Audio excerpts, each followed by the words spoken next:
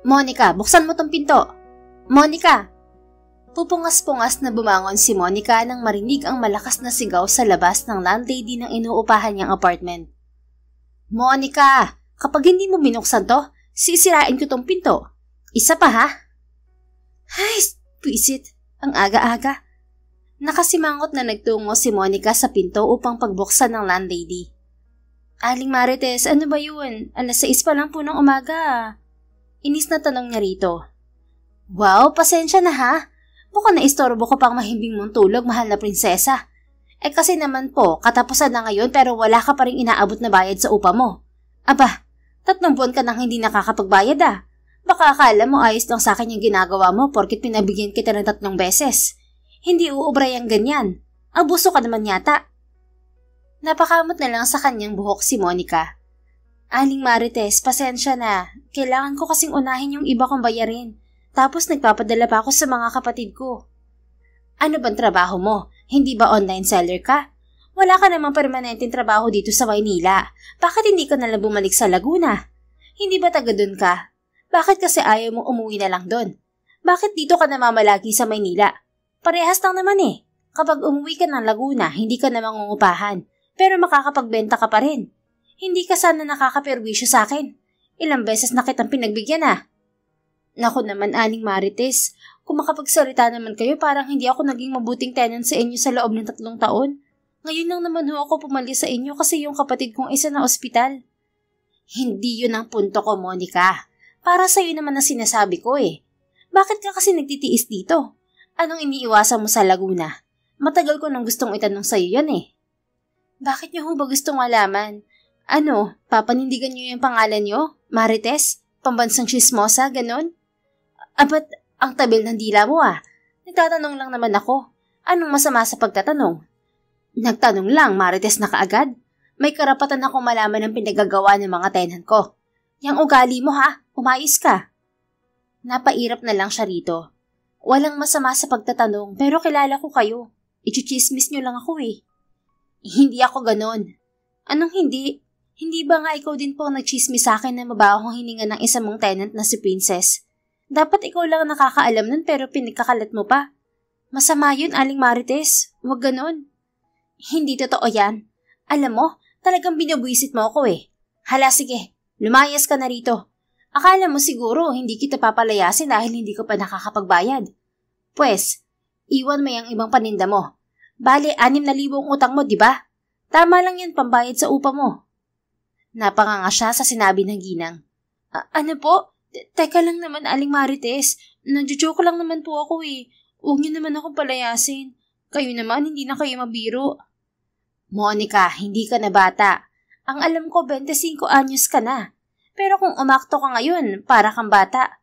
Dinadaan mo lahat palagi sa biro.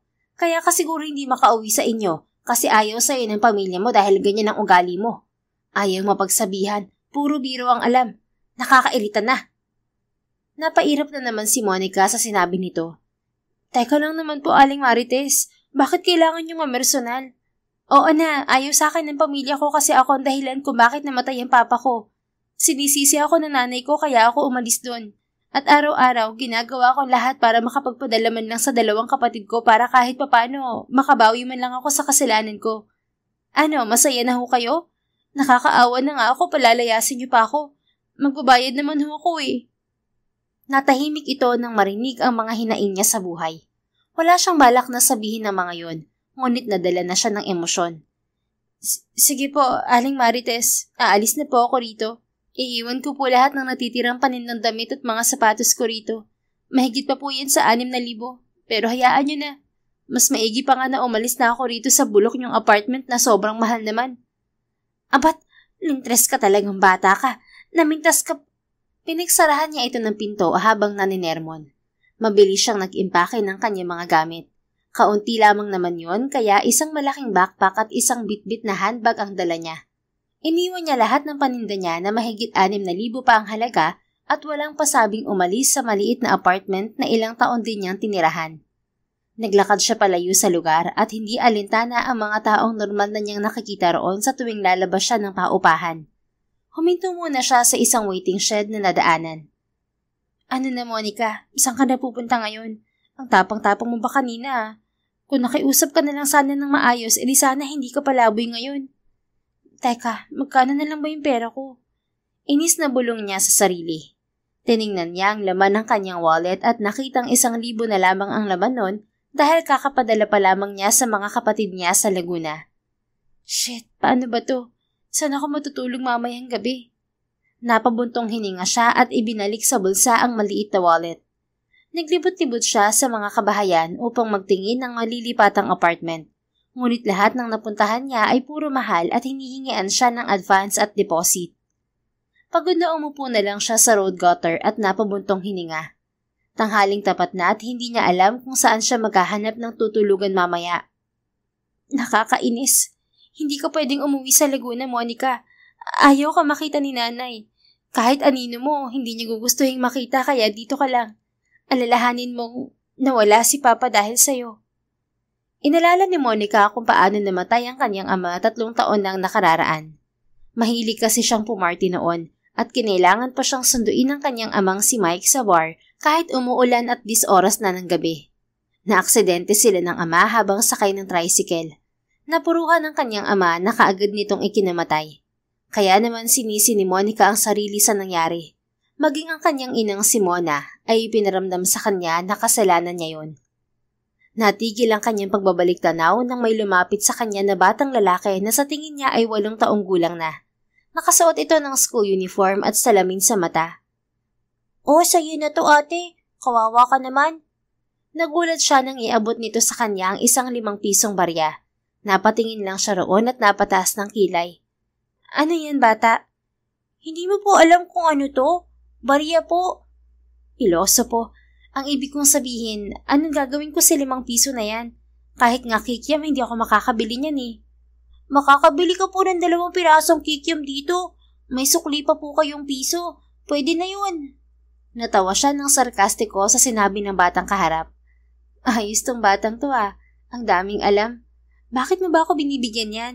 Humihingi ba ako sa'yo? Hindi ba nanlilimos ka po? Bilad na bilad ka sa araw oh. Napasinghal siya at hindi makapaniwalang napatitig sa bata. Mukha ba ako nanlilimos, bata? Opo, amoy araw na rin kayo eh. Maligo po kayo ah. Abat, ayaw mo po ba ng barya? Sige po, kung ayaw mo, edi wag po. Ikaw na nga yung binibigyan eh. Tumakbo na ito paalis at sinundan na lang niya ito ng tingin. Hanep na bata yun ah. Napagkamalan pa akong pulubi. At talagang may attitude pa siya ha. Inamoy niya ang sarili at napangiwi. Oo nga, amoy araw na nga ako. Mukhang kailangan ko na talagang maligo. Hindi nga pala ako naligo sa apartment bago umalis. Tumayo na siya at pinagpag ang puwetan. Napatingin siyang muli sa batang nagbigay ng barya sa kanya kanina. May kausap na itong lalaki na kakababa lamang mula sa isang itim na van. Sino yun? Kamag-anak kaya yun ng batang yun? Tanong ni Monica sa sarili. Nalaki ang mga mata niya nang makitang sapilitang kinuha ng lalaki ang bata papasok sa van. Hoy, teka! Sigaw ni Monica at mabilis na nalapitan ang bata bitbit ang kanyang 2 bag. Ate, help me please! Hindi ko sila kilala! Pagmamakaawa ng bata. Anak ng, hoy pangit! Bitiwan mo yung bata! Galit na baling niya sa lalaki. Kaagad niyang hinatak palayo ang bata. Nakipag-agawan pa sa kanya ang lalaki ngunit nagsisigaw na siya. Kidnapper! Tulong! May kidnapper dito! Hoy miss, huwag kang makialam kung ayaw mong masaktan. Makikialam ako kung gusto ko.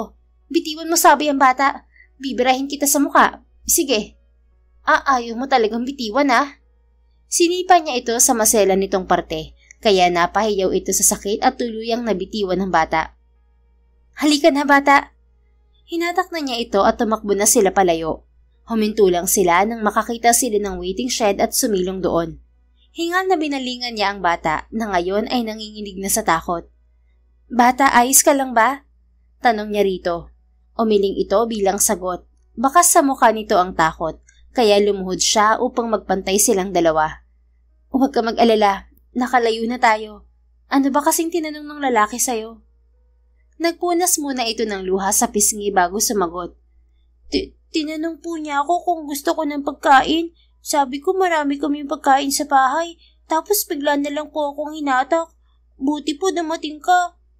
Sa susunod, kapag hindi mo kilala, huwag kang basta-basta nakikipag-usap. Marami pa naman ngayong nangunguha ng bata. Nako, muntik ka na. Ngumiti ito sa kanya, dahilan upang lumitaw ang kagwapuhan nito. Thank you po, ate. Ano pong pangalan mo? Ako? Ako si Monica. Ikaw, ano pangalan mo? Sian po. 8 years old na po ako. Ikaw po ba? 25.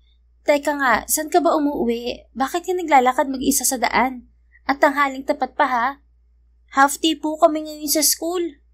Talaga? Bakit wala kang sundo? May sundo po ako pero tumakas po ako. Pero babalik naman po ako eh. Gusto ko lang po maglakad-lakad. Ba't daig mo pa ang problemadong CEO ah? Dapat sa'yo naglalaro o hindi naglalakad-lakad mag-isa. Bakit pa kasi gusto mo maglakad-lakad? Delikado yung ginawa mong bata ka. Tingnan mo nga't muntik ka nang makidnap. Oo nga po eh. Buti na lang po't nandyan ka po bilang hero ko. Akala ko nga po kanina pulubi ka eh. Ikaw talaga? Amoy araw ako pero hindi ako pulubi no? Hindi rin ako nakapagsuklay dahil nagmamadali ako. Humagikik ito sa sinabi niya. Kaya naman, hindi niya maiwasan na mapangiti. Ano, takot ka pa rin ba, Sian? Sa susunod, huwag kang tatakas sa sundo mo. Bakit kasi tumakas ka? Biglang nalungkot ang bata. Kasi po, mababa na naman ang score ko sa exam ko sa math. Magaling naman po ako sa ibang subjects pero hirap na hirap po ako pagdating sa math. Ang sabi po ni Tito Sander, hanggat hindi po ako nakaka-perfect sa exam, hindi niya ako ibibili ng ice cream. Kumunot ang noon ni Monica sa narinig. Teka, ice cream? Ice cream lang tapos pinagdadamutan ka ng tito mo? Hindi naman po siya madamot, Ate Monica. Sabi niya, kailangan ko lang po ng motivation para mas gumaling ako sa math. Kaso madalas nahihirapan po talaga ako eh. Nahihirapan ka sa math? Alam mo ba, magaling ako sa math? Oo, amoy araw si Ate Monica at mukhang pulubi. Pero magaling ako. Best in math kaya ako tapos pambato ako sa math contest dati. Gusto mo turuan kita? Lumiwanag ang mukha nito. Talaga po? Tuturuan mo po ako? Kung pwede lang sana eh. Nakakainis kasi yung tito mo. Hindi ko pa namimit pero naaasar na ako. Bakit kailangan kanyang pagkaitan ng ice cream?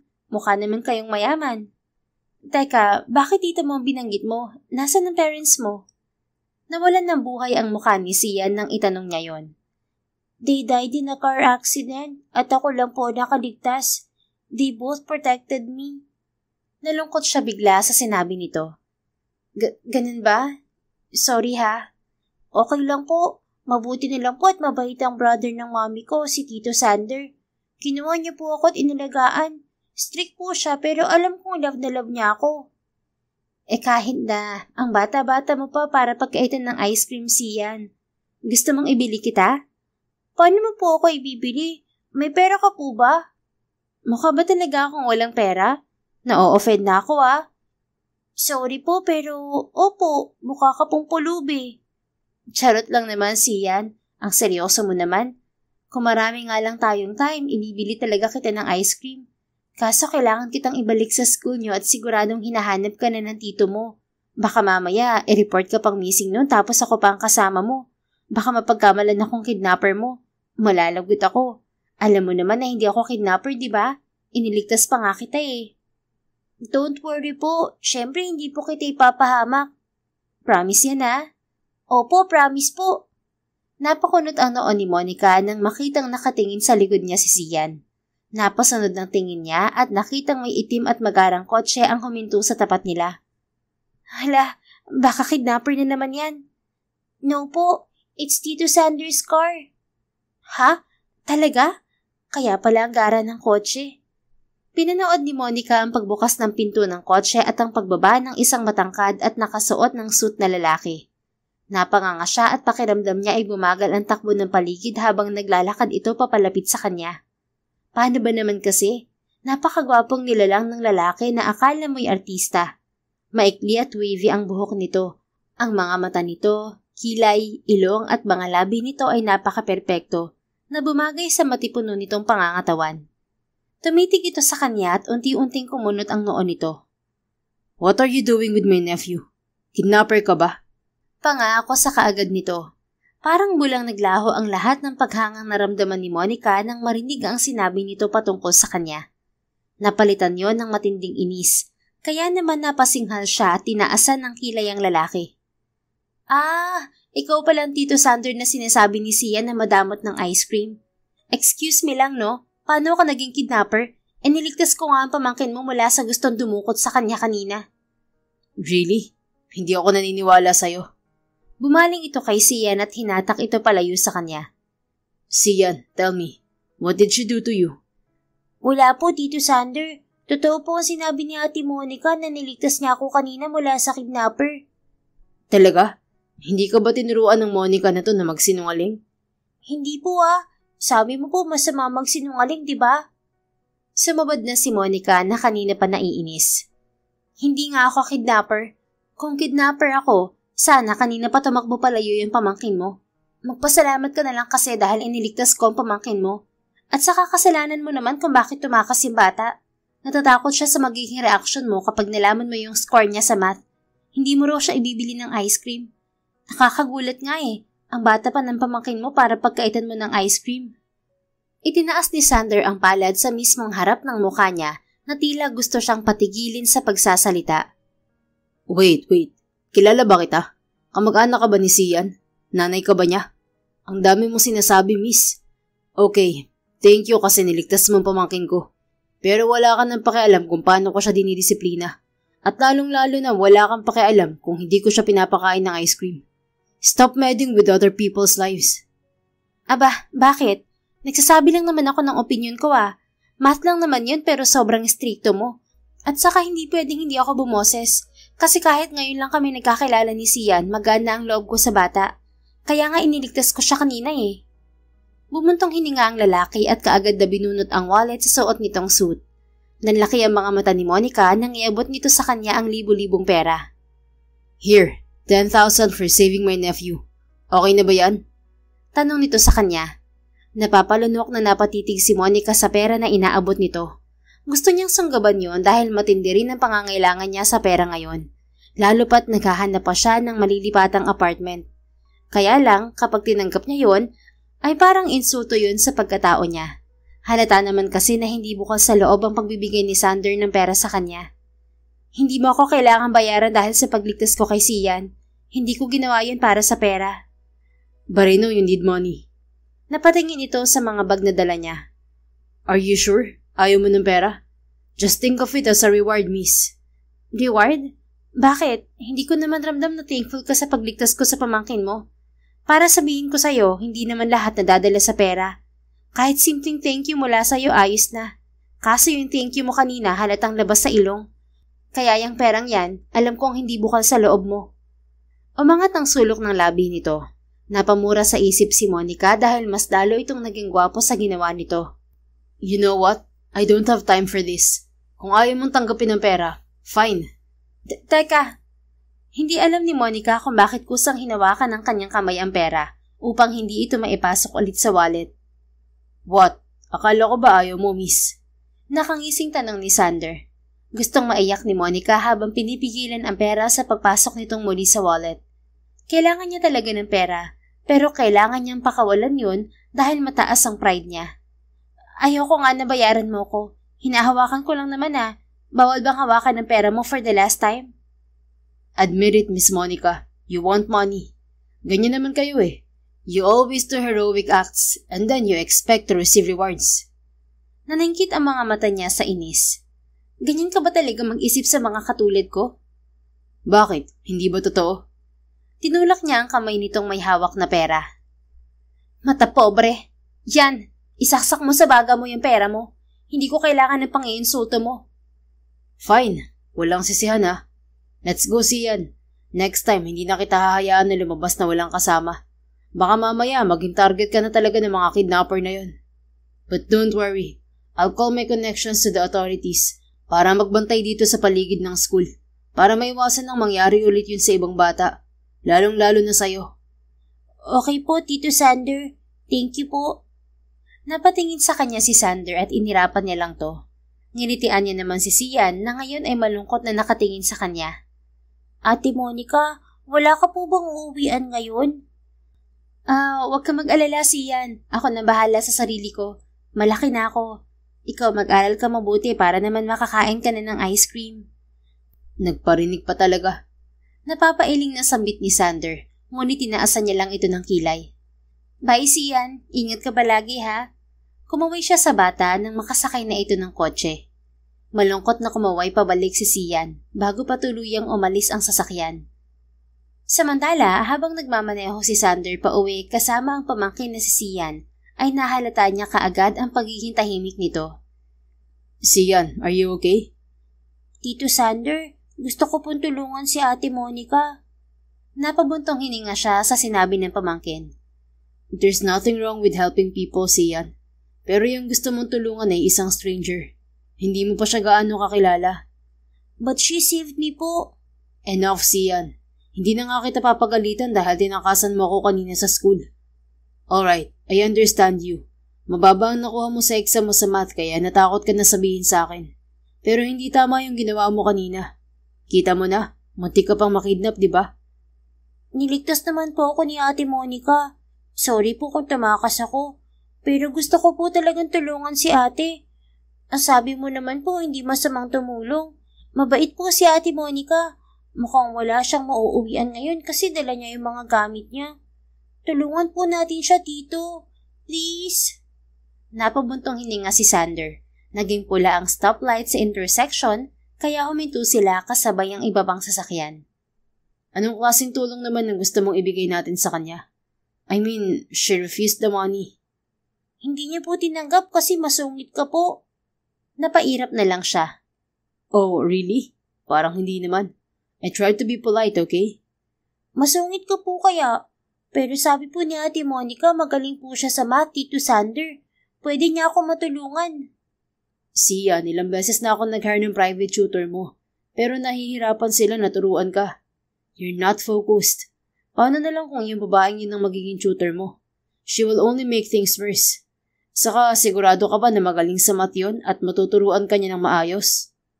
I'm not sure po, pero I want to give her a chance. Kapag kinuha mo po siya para maging tutor ko, mas gagalingan ko po. Yung mga dating tutor ko po kasi masusungit tapos pinapagalitan ako kapag may mali po ako. Si Ate Monica, mabait po siya talaga. Napasulyap siya sa kanyang pamangkin mula sa rearview mirror. Nakangiti ito ng matamis. Minsan lang ito mag-request sa kanya at madalas ay tinatanggihan pa niya ito dahil gusto niya itong lumaki na hindi spoiled. Ngunit paminsan-minsan, gusto niya itong pagbigyan. Ibang-iba rin ang determinasyon na nakikita niya rito. Mukhang gusto nga talaga nitong maging tutor ang Monica na yon. Fine, pero kikilalanin ko muna ang babaeng yun. Malay natin may criminal records yun. Hindi natin alam. Thank you po, Tito Sander. Bumuntong hininga siyang muli bago nag-U-turn upang balikan si Monica. Naroon pa rin ito sa waiting shed at nakaupo na tila malalim ang iniisip. Bumaba siya ng kotse at nagulat ito nang makita siya. Bakit nandito ka ulit? Para ba insultuhin na naman ako? Nakataas ang kilay na tanong nito. I'm hiring you as Sian's tutor. Walang ligoy nitong sabi. Nanlaki ang mga mata ni Monica. Ako? Talaga? Yes. Wala akong choice kasi ikaw ang gusto ng pamangkin ko. Natahimik ito at napatitig sa kanya na tila tinitingnan kung nagsasabi siya ng totoo. What? Ayaw mo ba sa trabahong inaalok ko? Mukha namang wala kang trabaho. And by the looks of it, mukhang wala ka ring uuwian. You can live in my house habang wala ka pang nakikitang tirahan. Marami naman ako nakitang apartment, kaso kulang yung pera ko. Online seller kasi ako kaso pinabayad ko sa landlady lahat ng paninda ko. Kakapadala ko lang kasi ng malaking pera sa kapatid ko sa Laguna. That's unfortunate. Sana man lang nagtira ka para sa sarili mo. But anyway, ganito na lang. Bibigyan kita ng 1 linggo. Kapag nagkaroon ng improvement si Sian sa pagtuturo mo, you'll be a full-time tutor. And then sa bahay ka natitira permanently. Wala namang kaso na doon ko tumira dahil kami lang namang dalawang nandun. At magkakaroon din ng kasama si Sian kapag wala siyang pasok sa school. Pero kapag walang nangyaring improvement sa kanya sa loob ng 1 linggo, pasensyahan na lang. Ginagawa ko lang naman to dahil request ni Sian. At pambawi na rin kasi alam kong na-pressure ko siya. Sigurado ka ba? Yes. Ayaw mo ba? 30K ang salary mo at pwede kong dagdagan kapag naging maayos ang pagtuturo mo. Titignan ko pa kung magaling ka nga talaga at kung mapagkakatiwalaan kita. Umirap si Monica at may kinuha sa bag nito. Maya-maya ay inabot nito sa kanya ang mga papel at IDs. Oh, ito yung voter's ID at postal ID ko. Ayan, nakasulat. Monica Galarde, 25 years old. Tapos ito naman yung NBI, police at barangay clearance ko. Lahat yan clear. As in, wala akong records. Ito naman yung high school diploma ko. Hindi ako nakapag-college kasi nag-focus na ako sa pagtulong sa mga magulang ko na mapag-aral yung dalawa kong nakababatang kapatid. Hindi na kasi kaya ng parents ko noon na pag-aralin ako sa college. Kahit valedictorian ako, mas pinili kong wag nang magpatuloy sa pag-aaral kasi mas kailangan ng mga kapatid ko ng tulong. Pero kahit nagtatrabaho ako noon, nagagawa ko pa rin pumunta ng bar para lang ma-enjoy ko pa rin kahit paano ang buhay ko. Pero matalino ako, naging valedictorian nga ako, di ba? Ito naman yung mga award certificate ko mula elementary hanggang high school. Hindi fake yan ah. Naging best in math, naging M-Top completer din ako at naging champion sa IQ Blitz competition. Marami pa yan. Ano, may kailangan ka pa bang makita? Hindi makapaniwalang napakurap-kurap na lang si Sander nang isa-isang tiningnan ng mga inabot nito sa kanya. Wow, hindi ko alam na ganito ka ka-ready. Ilang beses ko na kasing binalak na mag-apply ng trabaho sa mall, kaya kumuha ako ng mga requirements katulad ng mga clearance na yan. Kaya lang palagi hindi natutuloy kasi nag-aalangan ako. Masyadong kulang ang minimum wage dito. Bukod sa mahal ng bilihin dito sa Maynila, nagpapadala rin kasi ako kada linggo sa dalawang kapatid ko. Ako ang breadwinner nila, kaya kailangan ng mas malaking kita. Kaya naging online seller na lang ako. At least yun, maganda ang kitaan ko lalo na kapag marami ako na ibebenta. Magaling din kasi ako mag-sales talk. Ngayon lang ako nahirapan kasi na-hospital yung isa kong kapatid na si Micah dahil sa dengue. Pero ngayon okay na siya. Ang daming gastusin. Nahirapan ako makabangon at napabayaan ko yung bayarin ko sa upa sa apartment. Kaya ayun, napalayas ako ni Aling Marites. Ano, okay na ba yan, sir? Huwag kang mag-alala, mapapagkatiwalaan ako. Tinitigan muna ni Sander ang dalaga at napansin ang kagandahan nito kahit papawis na at medyo magulo na ang nakapusod na buhok. Kaagad niyang kinastigo ang sarili at inalis ang bara sa lalamunan. Alright, since wala ka namang bad records at may ebidensya ka naman na matalino ka, then you're hired. Talaga? Hindi ba to joke time? Mukha ba akong nagjo-joke time? Miss Monica, hindi ako marunong magbiro. Kasi naman kanina sinungitan mo pa ako. Pinagkamalan mo pa akong kidnapper. Kahit yung thank you mo halatang labas sa ilong. Look, I'm sorry, okay? Nag-alala lang ako sa pamangkin ko kaya ako nasabi yun.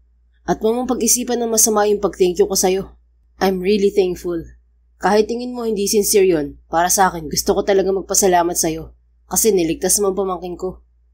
Tumitig si Monica sa kanya at maya-maya ay napatango na lang. Sige na nga, apology accepted. Ngumiti siya ng maliit dito at naglahad ng palad sa harap nito. Before anything else, I want to formally introduce myself. I'm Sander Villaflor, 30 years old. I own the Villaflor National Bank, a full-service universal bank and one of the largest financial companies in the Philippines. Nanlaki ang mga mata nito. Ha?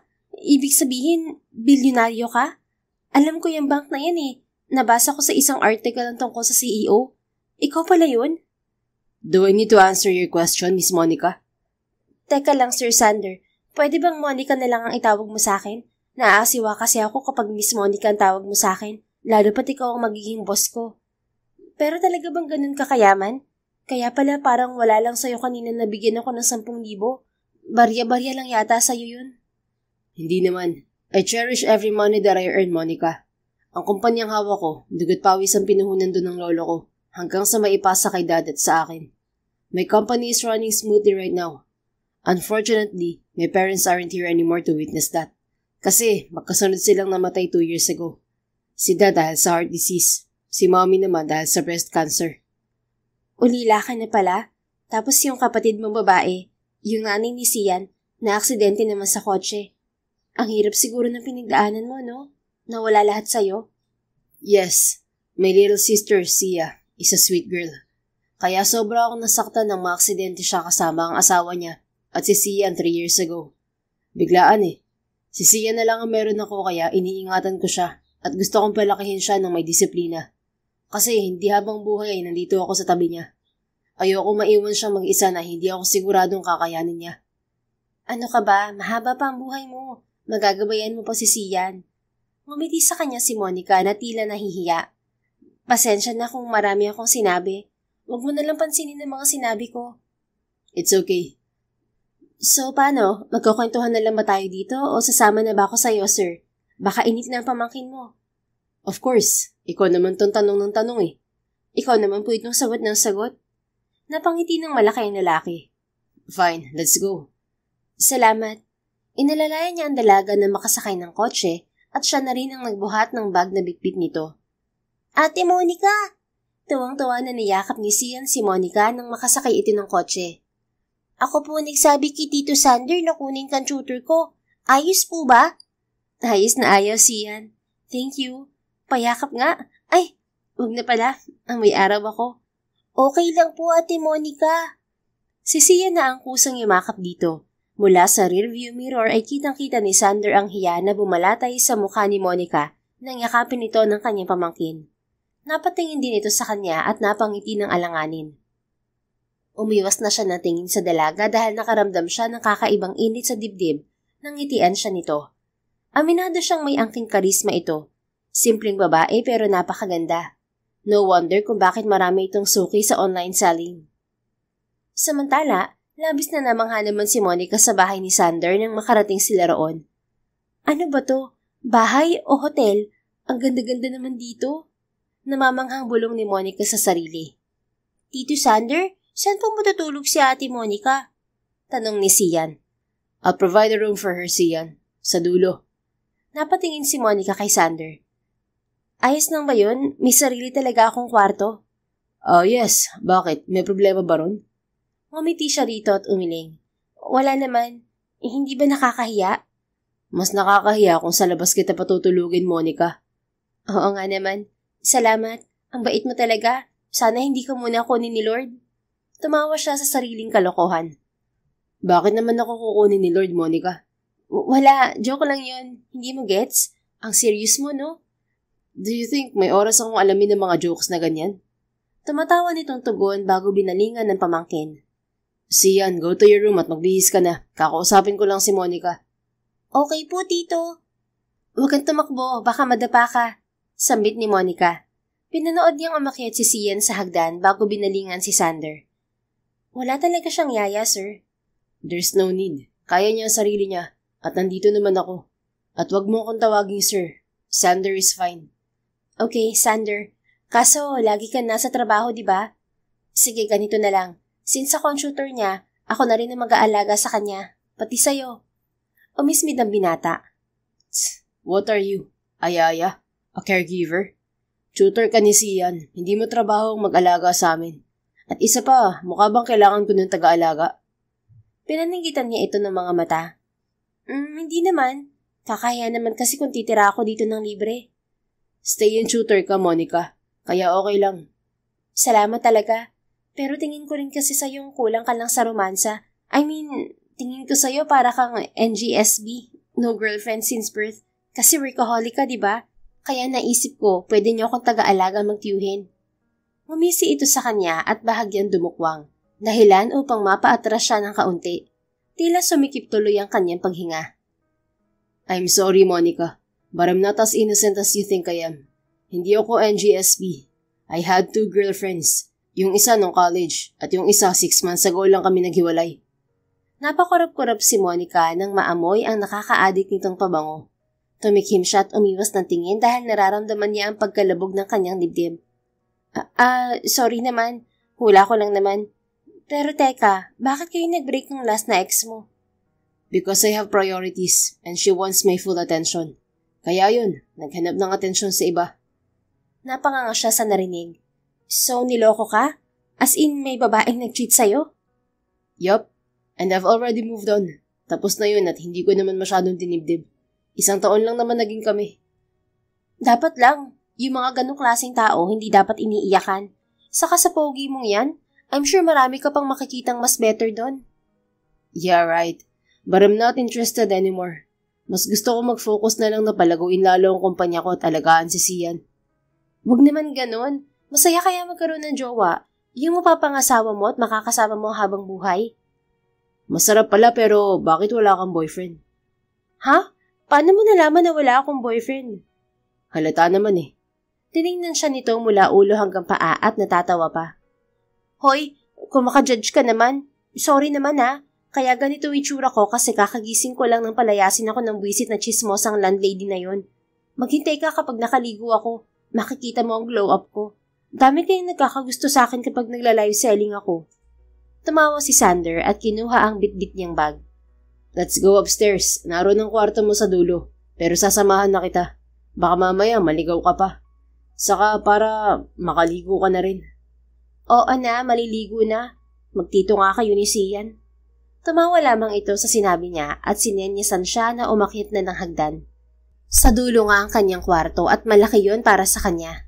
Pakiramdam tuloy ni Monica ay parang nanalo siya sa loto.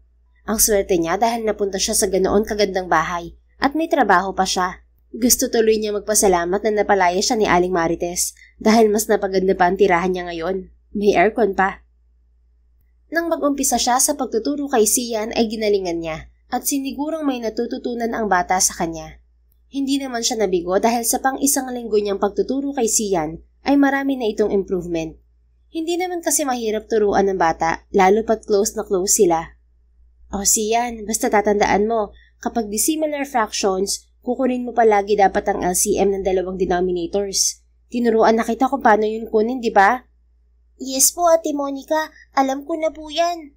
Good. Tapos, kapag nakuha mo ng LCM, yun ang magiging common denominator po, ate. Yes, tama.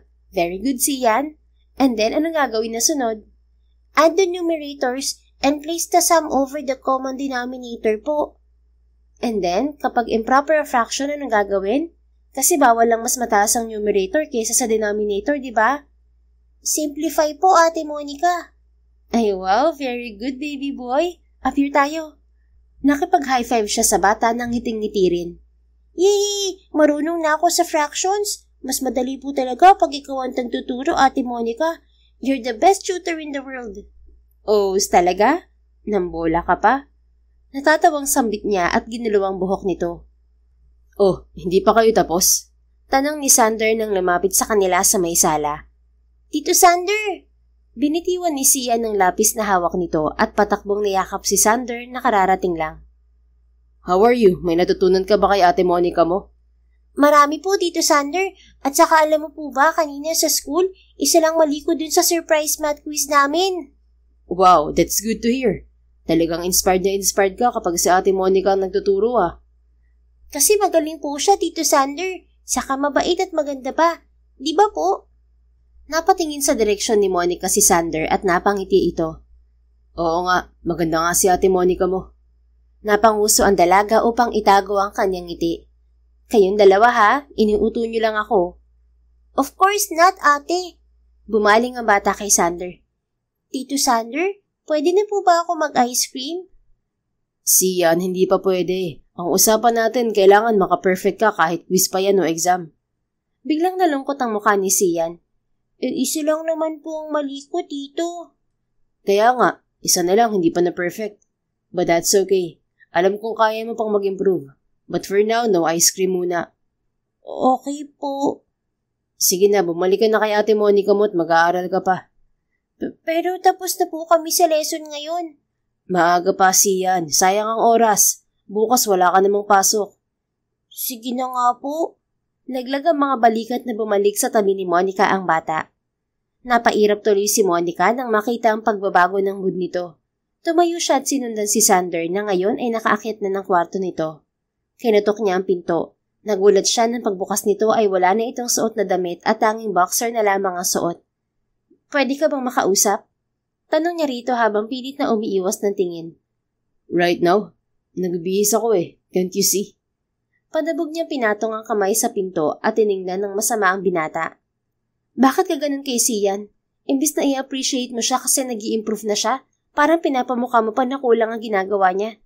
Alam mo, isang linggo na ako nandito at isang linggo ko na rin niyang tinuturuan, kaya alam ko kung gaano siya kadeterminado na pumasa sa standards mo. Sa totoo lang, hindi naman niya dapat pinipressure ang sarili niya eh. Pero dahil gusto niyang maging proud ka sa kanya, At dahil gusto niyang makakain man lang ng ice cream, ginagawa niyang lahat para matuto. Pero syempre hindi naman ganun kabilis na mapaperpekto ang lahat. May mali siya, oo, pero malaking improvement na yon. Ice cream lang ipinagdadamot mo pa. Huwag mo naman sana siya i-pressure. Dapat habang natututo siya, na-enjoy din niyang pagkabata niya.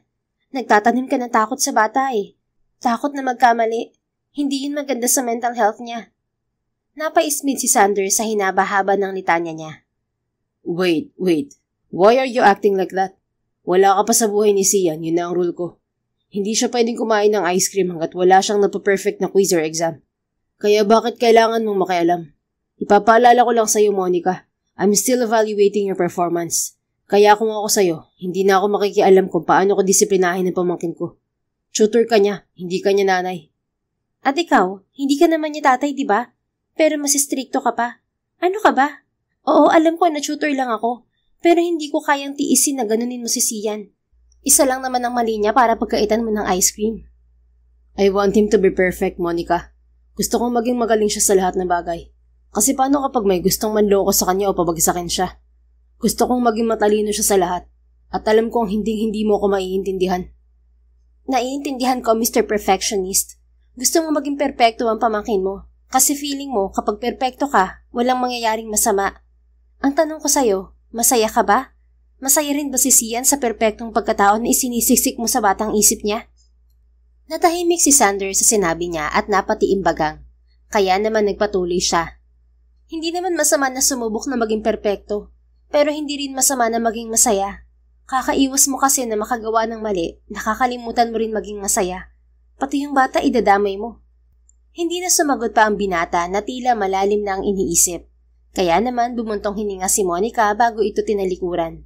Nang balikan niya sa sala si Sian ay malungkot itong nagbabasa ng textbook. Sian, gusto mo ba ng ice cream? Napatingin ito sa kanya habang namimilog ang mga mata. Ice cream po?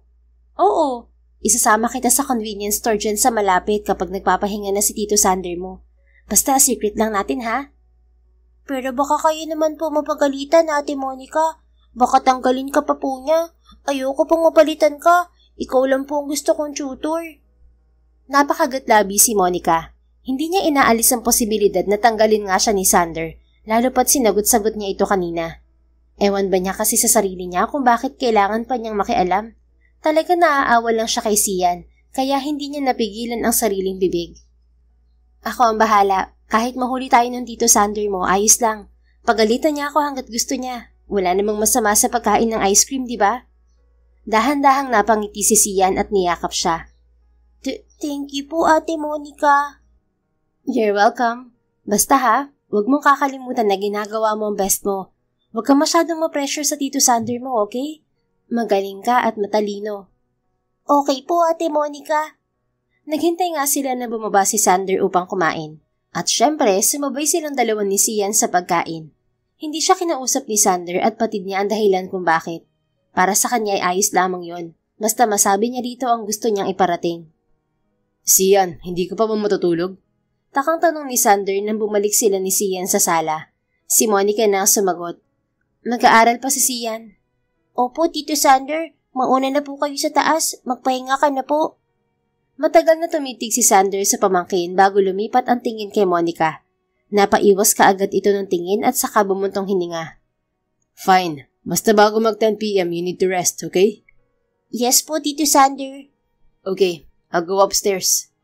Nang makaakyat na si Sander sa taas, ay naghintay muna sila ni Sian ng 10 minuto bago sila tumakas upang magpunta sa malapit na convenience store. Yay! Makakakain na ako ng ice cream. Anong gusto mong flavor ng ice cream? I want chocolate ice cream, Ate Monica.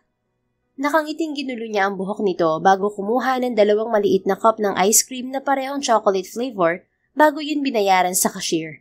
Nag-umpisa silang kainin yon sa mahabang upuan sa loob mismo ng convenience store. Pangalawang subo pa lang niya sa ice cream ay natigilan na siya nang makita si Sander na pumasok roon habang seryoso ang muka. Nakasuot pa ito ng green na hoodie at pajama. Naku po, patay. Bulong ni Monica sa sarili. Sino pong namatay, Ate Monica? Nakita tayo ni Mr. Perfectionist. Napalingon si Sian sa entrance at kaagad na natigilan nang makita si Sander. Tito Sander. Bumuntong hininga ang binata at dahan-dahang naglakad palapit sa kanila. I knew it. Alam ko may binabala kayong dalawa kaya nagpaiwan kayo sa living room kanina. Kaya sinundan ko kayo hanggang dito.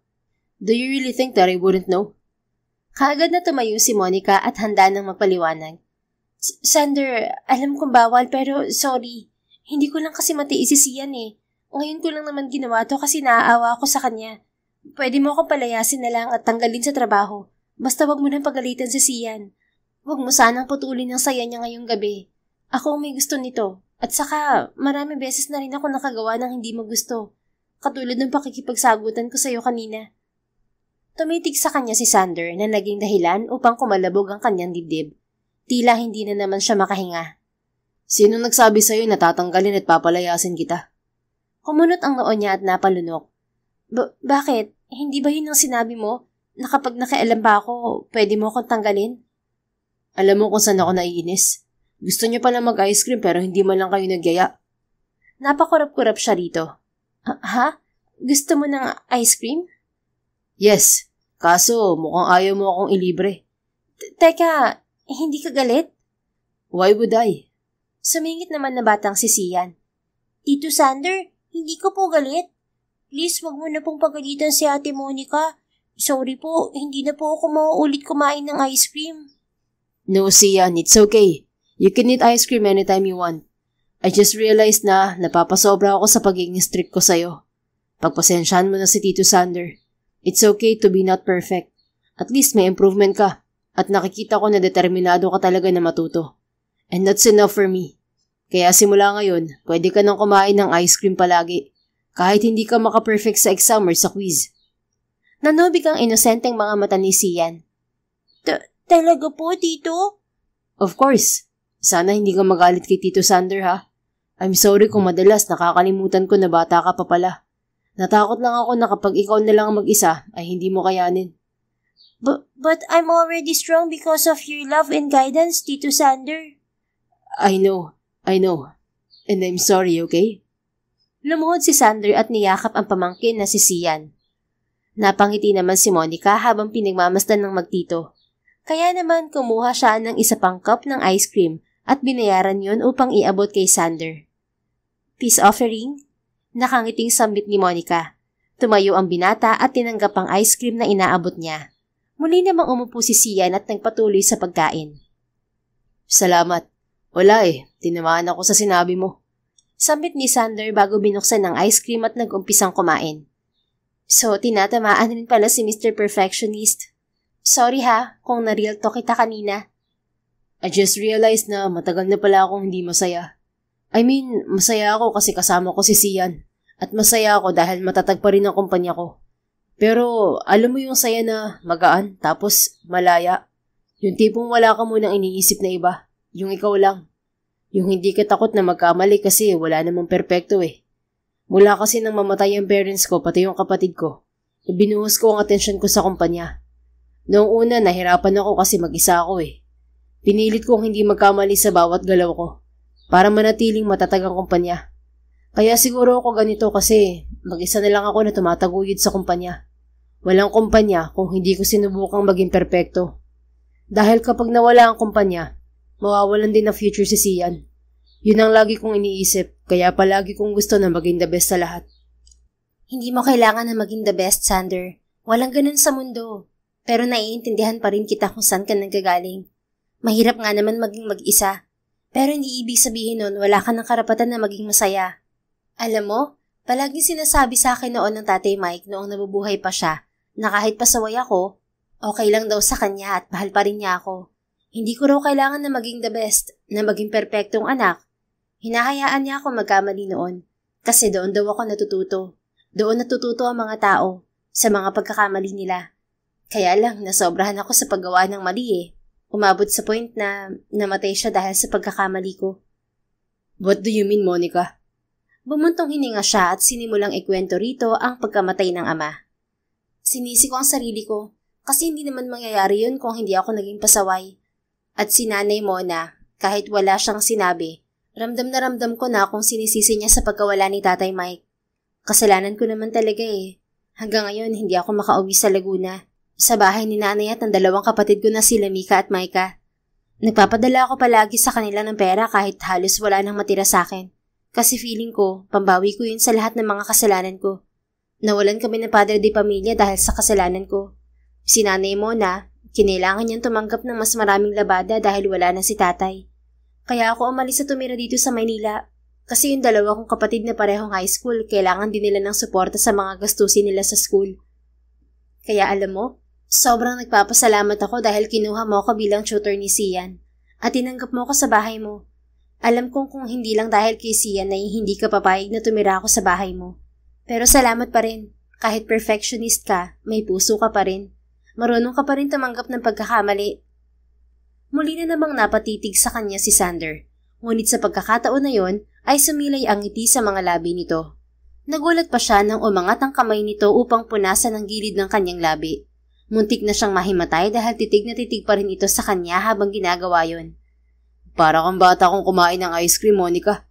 Natatawa nitong sambit. Ha? Wala. But I'm sorry to hear that. Hindi ko alam na ganun ang nangyari sa tatay mo. Pero sa tingin ko, kailangan mo mag-ipon ng lakas ng loob para harapin ang pamilya mo. You're still lucky because you have them. At yung nanay Mona mo, I'm pretty sure na kahit paano'y naghilom na ang sugat sa puso niya sa nangyari sa tatay Mike mo. And believe me, hindi ka niya gustong sisihin sa nangyari. Nanubig ang mga mata ni Monica. Talaga? Sa tingin mo? Yes, hindi mo naman kailangan na magmadali, Monica. Kung kailan ka lang handang magpakita sa kanila, dun mo gawin. Pakiramdam niya nabuhayan siya ng loob dahil sa payo nito. Kaya naman kahit apektado sa mga ngiti at titig ni Sander, ay napangiti na rin siya rito pabalik. Baka matunaw ako, Sander. Awkward na sambit niya. What? Yang ice cream mo kako, baka matunaw. Oh, right. Tumawa ito at hinatak na siya paupo sa tabi ni Sian na hanggang ngayon ay may sariling mundo habang kumakain ng ice cream.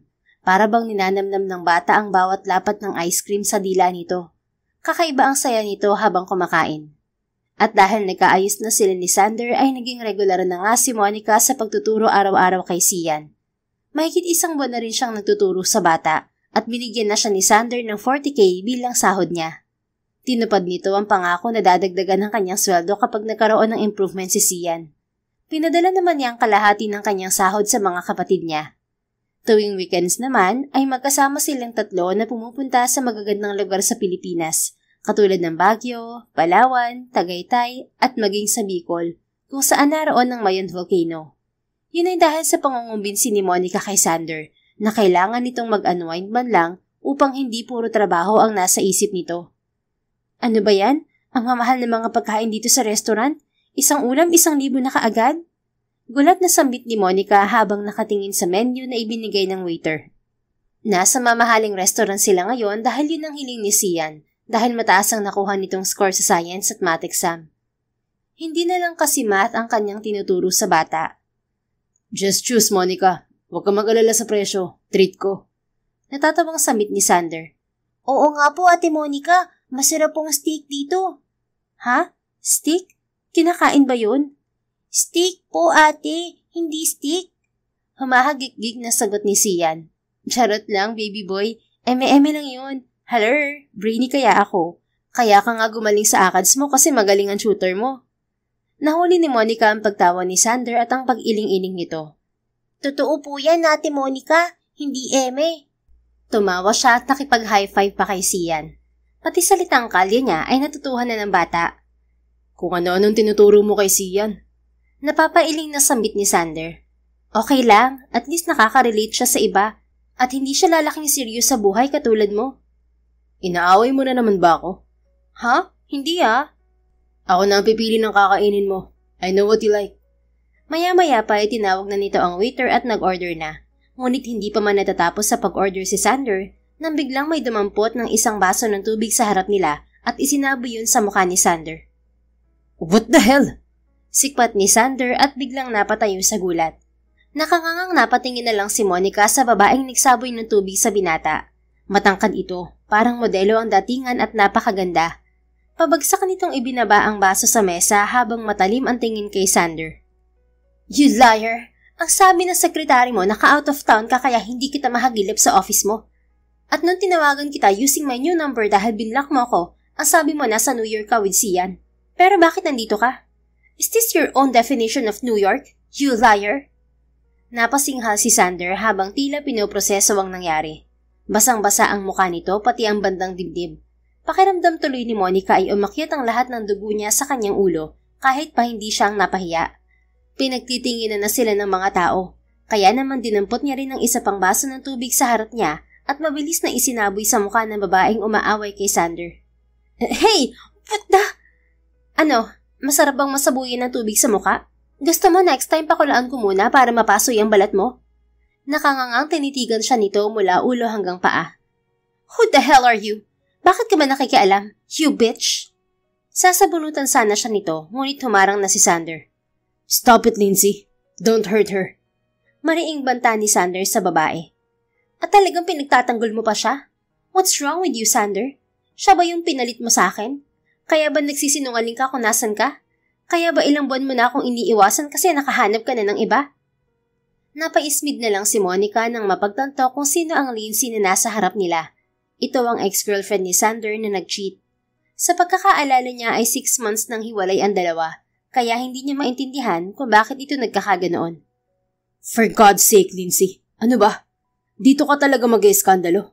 And we're sa harapan ng pamangkin ko. At saka ilang beses ko bang sasabihin sa'yo, matagal na tayong tapos. Mula nang lokohin mo ko. And don't ever think na hindi pa rin ako nakaka-move on. Kasi kung gaano mo ako kabilis niloko, ganun ko din kabilis makalimutan. You treated me like a trash. And there's no way I would let you have a place in my life again. Ikaw ang nagtapon sa relasyon natin. Kaya anong karapatan mo na maghabol? Reason ba yon para magsinungaling ka sa akin? Tapos kung hindi ako nagpunta dito with my friends, hindi ko malalaman na nagsisinungaling ka lang. Can you blame me for lying to you? Makulit ka. I've told you 100 times. Wala ka nang babalikan. I don't love you anymore. Pero paulit-ulit kang nangungulit and I had no other choice but to lie to you. No way. Hindi ko kayang tanggapin yan. I thought you just wanted space that night kasi nasaktan kita. Pero hindi ko alam na tatapusin mo na talaga. My God, Lindsay. After what you did, do you really expect me to just sleep and forget about it just like that? Anong akala mo sa akin? Tanga? Kung kaya mo akong lokohin ng isang beses, you can do it over and over again. At nilinaw ko sa'yo nung gabing yun na tapos na tayo. So stop making a scene here na para bang ako may kasalanan sa'yo. No, I know you're only saying that kasi galit ka pa rin, Sander. No, hindi na ako galit sa'yo, Lindsay. In fact, wala na akong pakialam sa'yo. Kaya pwede bang tigilan mo na ako? But why can't you give me another chance, Sander? Dahil ba may iba ka na? Dahil ba riyan sa babaeng kasama mo? Leave her out of this, Lindsay. Bakit? Hindi ba? Pinagpalit mo ako sa babaeng yan? She may have the looks pero alam mo mas maganda ako sa kanya. I'm rich and I'm a model. At siya, ano may pagmamalaki niya sa'yo? Enough. Gusto mo ba talagang sagutin ko yan? Yes. Answer my goddamn question, Sander. Frustrated nitong sabi. Halos manggalaitin na at sumigaw. She's the one who makes my heart skip a bit. She makes me smile every time I see her. Kahit wala naman siyang ginagawa. I admire her for taking care of me and Sian. Na kahit kailan hindi mo nagawa. Because you only think about yourself. But she's not even comparable to you, Lindsay. Ibang-iba siya sa'yo. Ibang-ibang nararamdaman ko para sa kanya. At hindi na magbabago yun kahit bumalik ka pa ng paulit-ulit. She's not perfect. And I don't need her to be perfect. Kasi alam mo kung bakit? Presensya pa lang niya masaya na ako. And I don't think I can live without her. Now, sapat na bang rason yung mga sinabi ko para matauhan ka na at tantanan ako? Napahawak sa sariling dibdib si Monica nang muli na namang kumalabog yun dahil sa mga narinig na sinabi ni Sander. Nagulat pa siya nang hawakan ng binata ang kamay niyang nanginginig na ngayon sa sobrang tensyon na nararamdaman. You can't do this to me, Sander. Naiiyak na sambit ni Lindsay. I'm sorry, Lindsay. You made me do this. Maawa ka sa sarili mo. Don't ever chase me again. Don't go that low for a man like me. You don't even deserve me. Hindi na tayo magkakaayos pa kahit anong gawin mo. I don't love you anymore. I'm sorry. Hindi nakasagot si Lindsay. Hinatak na ni Sander palabas ng restaurant si Monica kasama si Sian na ngayon ay naguguluhan sa mga nangyari. Mabuti na lamang at may dala itong ekstrang damit kaya nakapagbihis pa ito. Lumipat sila ng ibang restaurant at tahimik na kumain doon. Kinausap lang siya ni Sander nang makauwi na sila ng bahay at nakaakyat na ng kwarto si Sian. Kinatok siya ng binata sa kanyang kwarto at pinagbuksan niya ito. I'm sorry about what happened at the restaurant, Monica. Bungad ng binata. Bakit ka naman nanghihingi ng sorry sa akin? Hindi naman akong inaway ng ex mo. Still, sorry pa rin kasi nadamay ka. And I want to say thank you for trying to defend me. Nagulat ako kasi sinabuyan mo rin siya ng tubig sa muka. Dapat lang sa kanya yun. Ang tigas ng mukha niyang ganunin ka. Siya nga ang nanloko. So, narinig mo? Ha? Ang alin? Patay mali siya niyang tanong. Oh, come on, Monica. Alam ko narinig mo ang sinabi ko tungkol sa'yo. Alin doon? Marami kang sinabi eh. Halos puro nga English. Muntik na ako ma-nosebleed. Stop pretending that you didn't hear anything, Monica. Alam ko narinig mo kung ano nararamdaman ko sa'yo. Napalunok siya, lalo na nang maglakad ito palapit sa kanya. Dahan-dahan naman siyang napaatras hanggang sa tuluyan silang makapasok sa kanyang kwarto.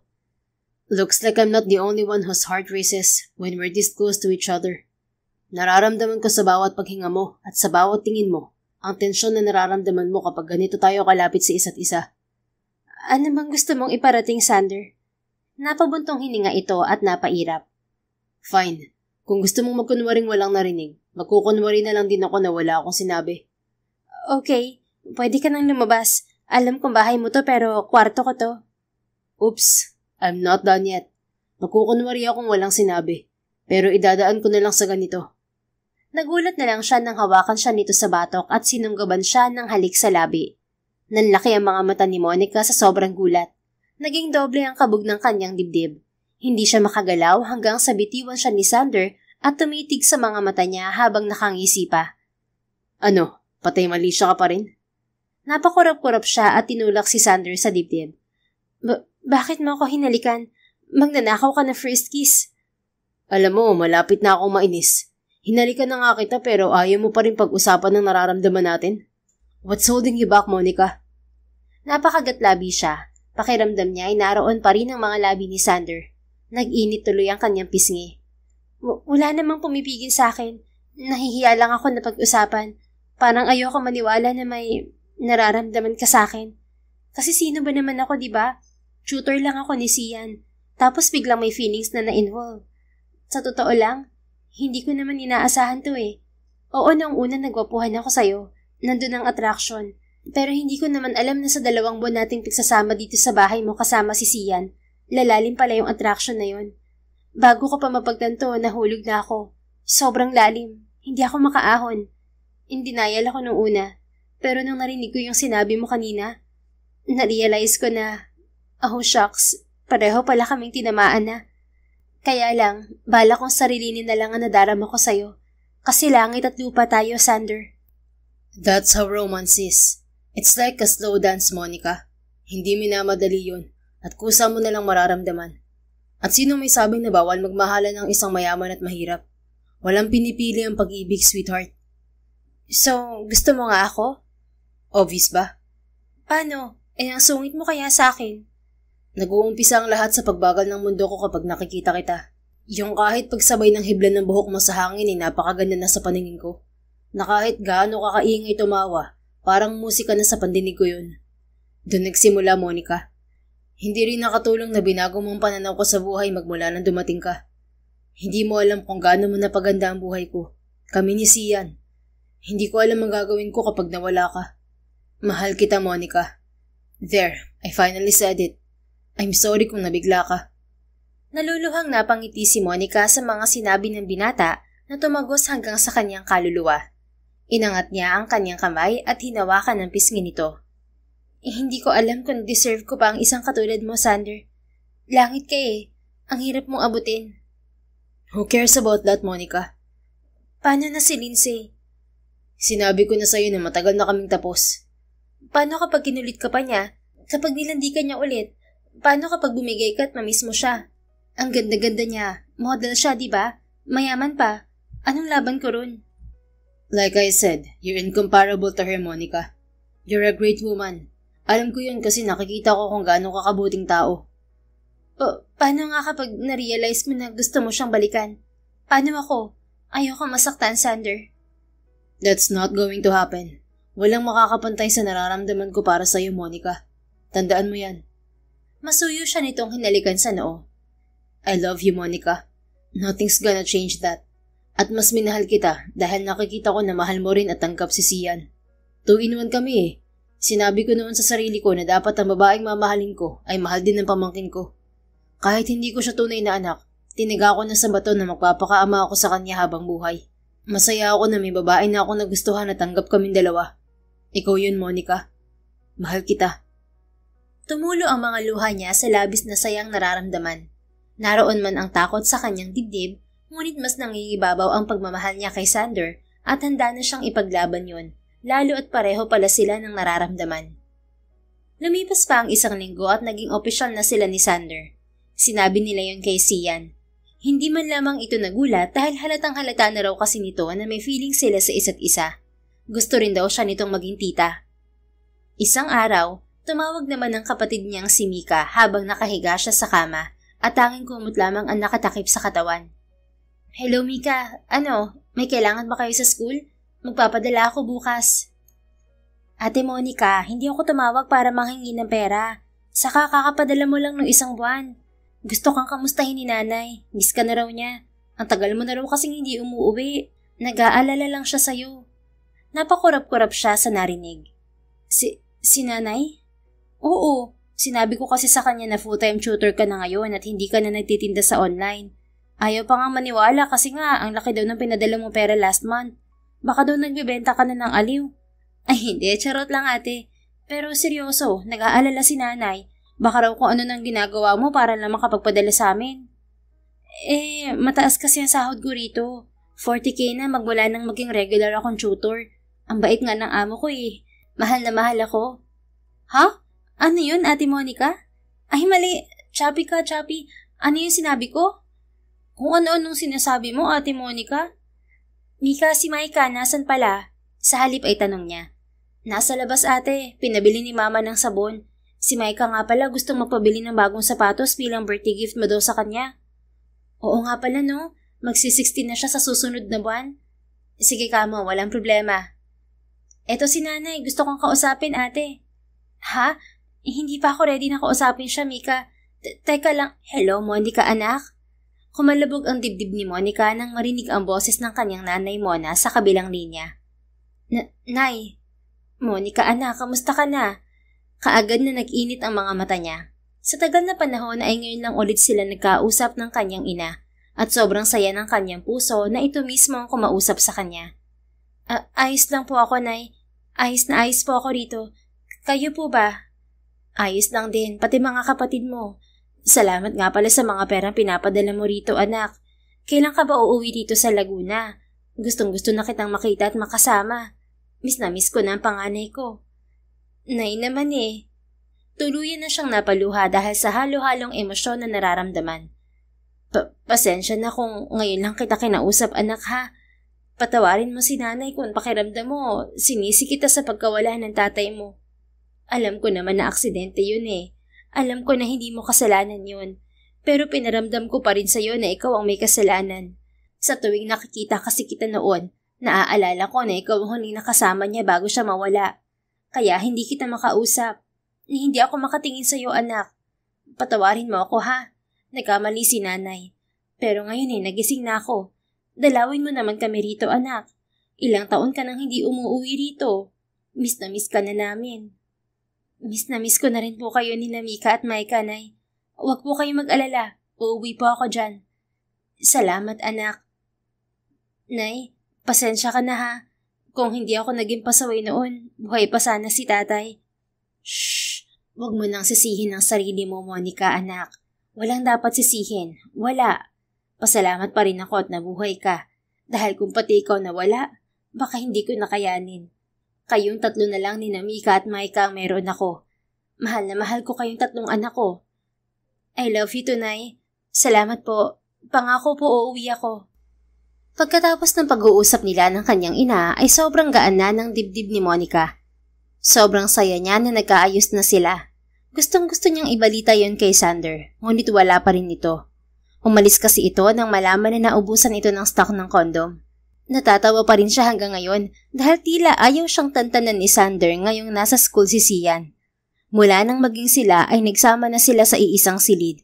Hindi nila maiwasan na gawin ng mapusok na bagay kapag sila na lamang dalawa ang magkasama. Napangiti siya ng malaki nang may kumatok sa pinto ng kwartong kinaroroonan niya. Excited na siyang magkwento sa nobyo tungkol sa pagtawag ng ina. Sa pag-aakalang si Sander yun, ay patakbo siyang nagtungo sa pinto habang nakatakip ang kumot sa kanyang hubad na katawan. Ngunit nabura ang kanyang mga ngiti nang makita kung sino ang kanyang napagbuksan ng pinto. Lindsay? Anong ginagawa mo rito? Sumingit ang katulong ni Sander na nasa likuran ni Lindsay. Miss Monica, pasensya na po. Pinigilan ko naman pumasok kaso makulit. Sinabunutan po ako. Binigyan niya ng matalim na tingin si Lindsay. Okay lang, Mikay. Bumalik ka na sa baba. Ako nang bahala na iganti ka sa impaktang to. Sige po, Miss Monica. Umalis na si Mikay. Dahan-dahan naman siyang tiningnan ni Lindsay mula ulo hanggang paa. Napasinghap ito sa kanyang itsura. My God! Why are you naked? At bakit nandito ka sa kwarto ni Sander? Wait, don't tell me. Are you living here? Ngumisi siya rito. Ano sa tingin mo? Kung balak mong manira ng araw, hindi tatalab yan. Masaya ako ngayon eh. Bukod kasi sa bati na kami ng nanay ko, sagana rin sa diligang pechay ko ngayon. Oops! Sorry pala kung ganito ang itsura ko ngayon. Ito kasing si Sander gigil na gigil sa akin.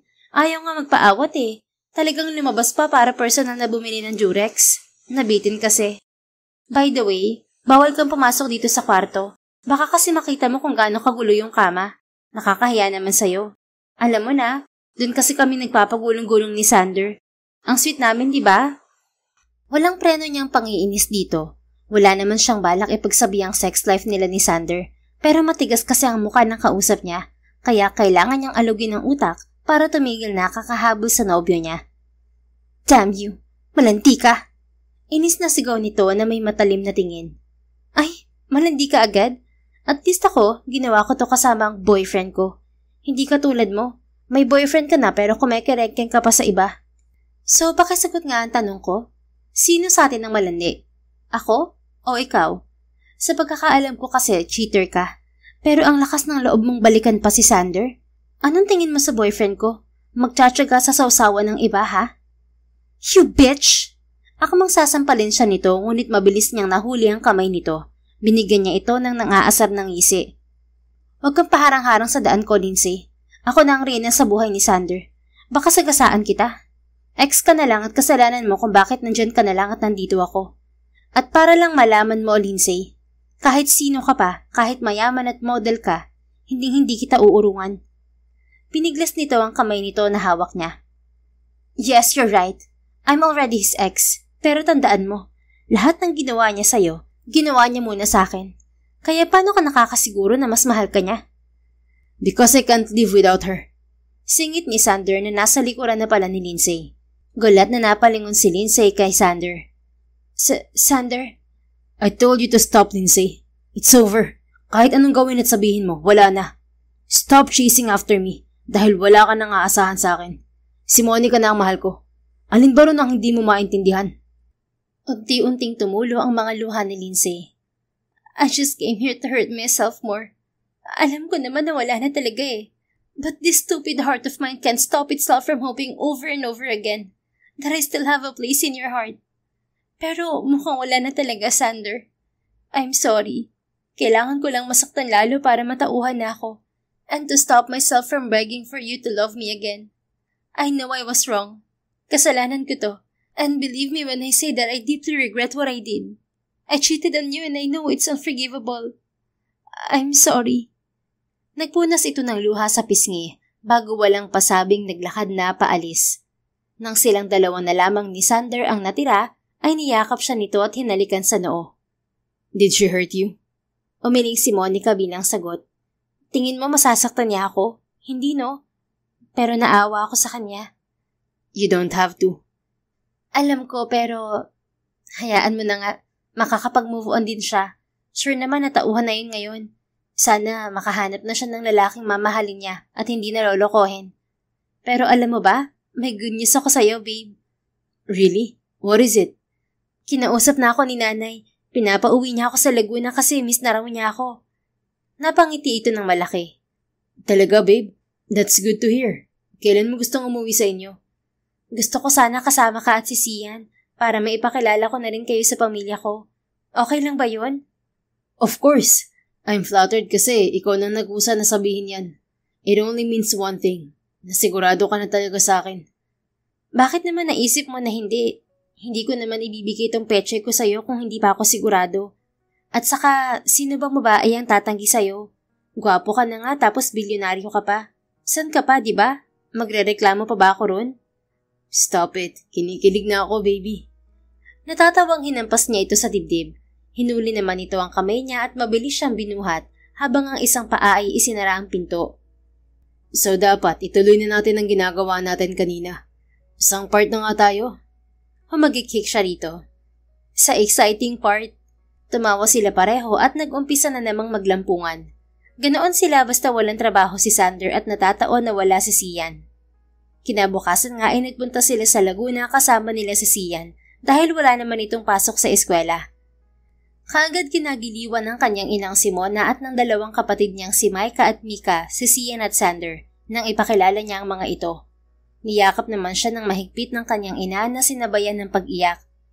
Sorry anak ha, kung hindi pa ako nag-alala sa'yo, hindi pa ako magkakaroon ng lakas ng loob na kausapin ka. Ilang taon kitang tiniis. Humihikming sambit ng kanyang ina. Ano ka ba, Nay? Pang-ilang sorry mo na ba yan? Okay na po, tapos na yun. Gusto ko na rin po na makausap tayo pare-pareho. Salamat anak. Maya-maya'y pumasok si Sander na kakagaling lamang sa kwarto ng kanyang dalawang kapatid. Tuwang-tuwa si Sian sa mga kapatid mo, Monica. Baka mga kapatid ko ang tuwang-tuwa kay Sian. Gustong-gusto kasi ng mga yun na magkaroon ng mas batang kapatid pero hindi na pinalad. Natatawang tugon ni Monica. Well, from now on, magkakaroon na sila ng kapatid. Mas madadalas na tayong dadalaw dito, babe. Mabuti naman kung ganoon, Sander anak. Gustong-gusto ko talaga na umuwi dito palagi si Monica kasi matagal na din kaming hindi nagkausap. Alam mo naman siguro ang dahilan, di ba? Ngumiti si Sander sa kanyang ina. Yes po, Tita Mona. Don't worry. Pangako ko sa inyo na hindi ko siya ilalayo sa inyo. At syempre, aalagaan ko siya palagi. Oo nga, Nay. Kahit kasi may relasyon na kami, ako pa rin ang tutor ni Sian. Gustong-gusto ko pa rin naturuan ang batang yun. Passion mo talaga ang pagtuturo, anak. At salamat sa iyo, Sander, dahil nariyan ka palagi para sa anak ko. Maaasahan niyo po ako palagi. At saka, bala ko rin pong pag-aralin si Monica sa college. Alam ko pong gusto niyang maging teacher. Nagulat siya sa sinabi ni Sander. Ha? Seryoso ka ba? Paano si Sian? Ang laki na ng improvement ni Sian, babe. At saka, matuturuan mo pa rin naman siya kahit nag-aaral ka eh. Gusto ko lang naman matupad mo ang pangarap mo. Kahit hindi mo sabihin, alam kong gusto mong makapagturo talaga. At kung iniisip mo yung gastos sa pag-aaral ng mga kapatid mo, ako nang bahala sa kanila. Pamilya ko na rin sila simula ngayon. Hindi ba, Tita Mona? Nakangiting napatango naman ng kanyang ina. Napakabuti mong tao, Sander. Napakaswerte ng anak ko sa'yo. Nakakahiyaman pero maraming salamat ha. Walang anuman po, Tita. Para sa anak niyo gagawin ko lahat. Napanguso si Monica habang nagpipigil ng iyak. Natawa naman ang kanyang ina dahil sa reaksyon niya. Nakakainis ka naman eh. I love you so much, babe. I just want to give you the best. Hindi naman kailangan eh. Pero sino ba ako para tanggihan yan? Thank you ah. Kaya mahal na mahal kita eh. I love you too. Hinalikan siya nito sa noo. Nay, narinig mo yun? Magkakaroon ka na ng anak na teacher kapag nakatapos ako. Ito talaga ang pangarap ko. Tama ka anak, matutupad na ang pangarap mo. Napangiti siya habang lumuluha at niyakap na rin ang ina sa sobrang sayang nararamdaman. Tinupad nga ni Sander ang pangako nito na pag-aaralin siya sa kolehiyo. Bachelor of Secondary Education, major in Mathematics ang kinuha niyang kurso. Hindi naman niya pinabayaan si Sian at binigyan pa rin niya ito ng panahon upang turuan kahit paabala siya sa pag-aaral. At dahil nag-aaral siya ay iba yung pag-iingat ang ginawa niya upang hindi muna siya mabuntis. Hindi kasi nila mapigilan ni Sander ang maging mapusok sa tuwing magkakasama sila. Mabuti na lang at hindi sila nakabuo hanggang sa makagraduate siya at maging cum laude. Siyempre, proud na proud sa kanya si Sander, ang kanyang ina at ang mga kapatid. Naroon ang mga ito sa graduation niya. Si Sian naman ay hindi nakapunta dahil nagkataong may math competition ito. Gumaling na rin kasi ito sa math, lalo pa ngayong grade 6 na ito. At syempre, mas lalo itong pumogi. Lumipas pa ang ilang taon at isa na siyang ganap na teacher at nagtatrabaho na sa isang private school sa Maynila. Hindi rin nagtagal at inalok na rin siya ng kasal ni Sander. Yun ang pinakahihintay niyang pagkakataon sa kanyang buhay. Ang pakasalan ang lalaking pinakamamahal niya, na gumabay at tumulong sa kanya na maabot ang kanyang pangarap. Hindi rin nagtagal matapos ang kanilang kasal ay nagdalang tao na rin si Monica at pansamantalang tumigil sa pagtatrabaho. Ngunit bumalik din siya sa pagiging guro ng magdalawang taon na ang kanilang anak na pinangalanan nilang Maria. Naiiwan na niya kasi ito sa kanyang ina tuwing may trabaho siya. Sa Maynila na rin kasi nakatira ang kanyang nanay Mona kasama sina Mika at Maika na pareho na rin may trabaho. Si Mika ay isa ng bank teller at nagtatrabaho sa isa sa kumpanya ni Sander. At si Maika naman ay isa ng nurse. Gayunpaman, abala man sa mga magagandang pangyayari sa kanyang buhay, ay hindi nakakalimutan ni Monica na bigyan ng sapat na panahon ang asawang si Sander. Magkasama sila ngayon sa isang hotel sa Bohol upang i-celebrate ang wedding anniversary nila. Naiwan sa kanyang ina ang kanyang anak na si Malia. "Babe, may nagdo-doorbell sa labas. Yun na yata yung in-order kong pizza." Sambit ni Monica kay Sander habang nakahiga siya sa bisig nito. Kakatapos lamang nilang magtalik ng asawa at pakiramdam niya hindi na niya kayang tumayo sa sobrang pagod. Palaging para silang bagong kasal sa tuwina.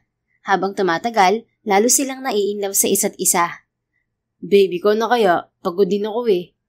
"Sino may kasalanan? Ikaw tong hirit ng hirit." "Pumapayag ka naman eh. Kung tumatanggi ka lang sana, hindi naman kita pipilitin, babe." Natatawang katwiran pa ni Sander, sabay pinupog siya ng halik sa labi. Inilayo tuloy ni Monica ang kanyang ulo upang tingnan ang masama ang asawa. "So ayaw mo talagang kunin yung pagkain sa labas? Sige, haharap ako sa delivery boy na walang nakatakip sa katawan ko." "Huwag naman, baby. For my eyes only lang ang katawan mo. Heto na, babangon na po."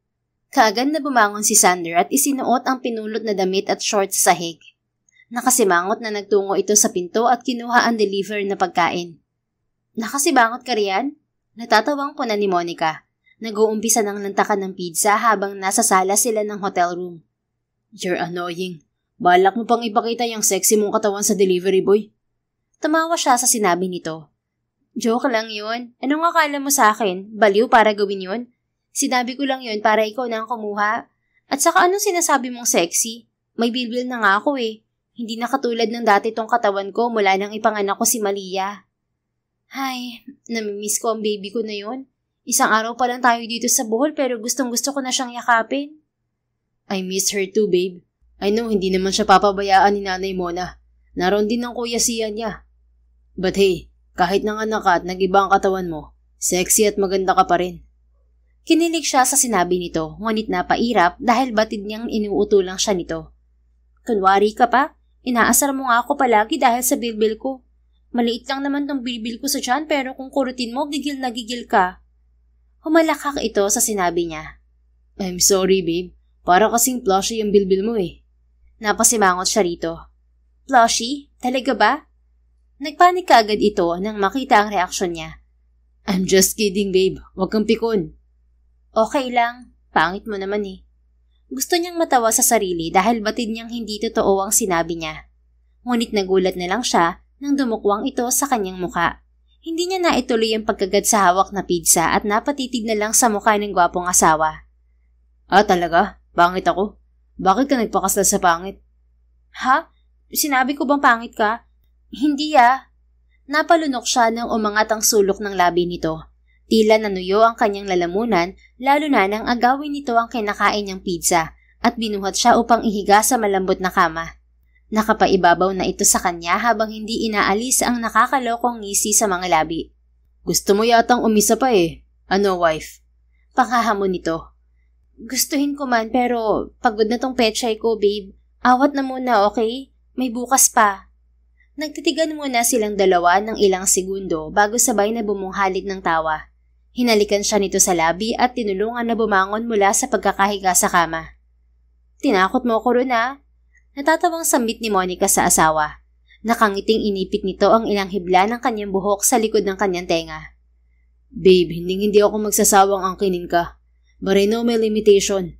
Siyempre ayokong napapagod ng reyna ko." I love you so damn much. At kahit magkabilbil ka pa, kahit tumaba ka pa, walang magbabago sa pagmamahal ko sa'yo. Tayo hanggang dulo ang magsasama. Napangiti na rin siya rito at masuyong hinawakan ang magkabila nitong pisngi. Mahal na mahal din kita, Sander. Kahit umabot tayo sa kulubot stage, ikaw pa rin ang mamahalin ko hanggang wakas. Nakakagigil naman kasi ang kapaguian mo, kaya madalas hindi ako makatanggi. Gusto ko na tuloy magkaroon ng baby number 2 tapos kamukha mo. I wanted to, babe. Pero alam kong hindi ka pa ready para magbuntis ulit. Take your time. Walang nagmamadali. Marami tayong oras para palakihin lalo ang pamilya natin. Tama ka. Kaya mahal na mahal talaga kita eh. Palagi mong iniisip kung anong gusto ko o kung anong magpapasaya sa akin. Lagi mo rin ako sinusuportahan sa lahat ng makakabuti sa akin. Kahit alam kong kailangan mo ng tulong sa kumpanya mo, hinayaan mo pa rin ako magturo sa mga estudyante dahil alam mong pangarap ko yun. Because you are my everything, Monica. Kapag masaya ka, doble ang sayang nararamdaman ko. Ganun kita kamahal. At dadalhin ko ang pagmamahal ko na to para sa'yo, habang buhay.